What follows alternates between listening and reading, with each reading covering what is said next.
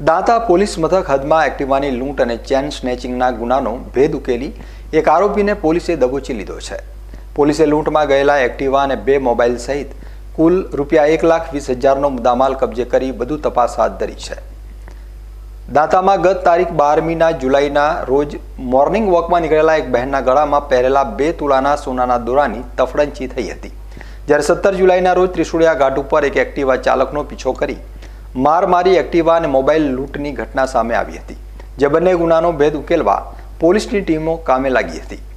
દરમિયાન દાંતા પોલીસે સીસીટીવી ફૂટેજના આધારે તપાસ હાથ ધરી હતી, જેમાં મુખ્ય આરોપી અંબાજી આવવાનો હોવાની બાતમીના આધારે પોલીસે લીંબાભાઈ કાળાભાઈ અંગારી, જે સિરોહી રાજસ્થાનનો રહેવાસી છે, તેને ઝડપી લીધો હતો, જેની પાસેથી એક્ટિવા અને મોબાઈલ સહિત ₹1,20,000નો મુદ્દામાલ રિકવર કરાયો છે.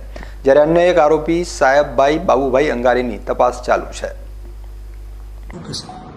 ગત તારીખ 12 જુલાઈ 2024ના રોજ અને ત્યારબાદ તારીખ 17 જુલાઈ 2024ના રોજ દાંતા પોલીસ સ્ટેશન વિસ્તારમાં દાંતા ટાઉન અને ત્યારબાદ ત્રિશુળિયા ઘાટ ખાતે 2 અલગ અલગ જગ્યાએ, એક જગ્યાએ ચેન સ્નેચિંગ અને એક જગ્યાએ એક્ટિવાની લૂંટની ઘટના પોલીસના ધ્યાનમાં આવેલી હતી.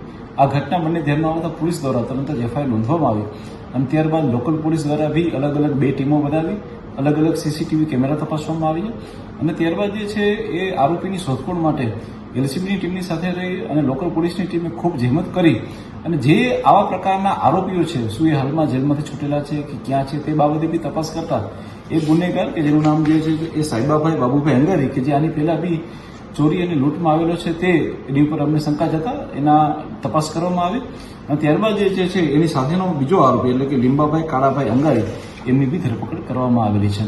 આ બંને આરોપી પાસેથી એક્ટિવા અને જે મોબાઈલ હતા તેની સંપૂર્ણપણે 100%ની રિકવરી કરવામાં આવી છે અને આરોપીની ધરપકડ કરવામાં આવી છે. આ સિવાય એમની પાસેથી હજી એક મોબાઈલ બી મળી આવેલો છે, તે બાબતે બી પોલીસની તપાસ જારી છે.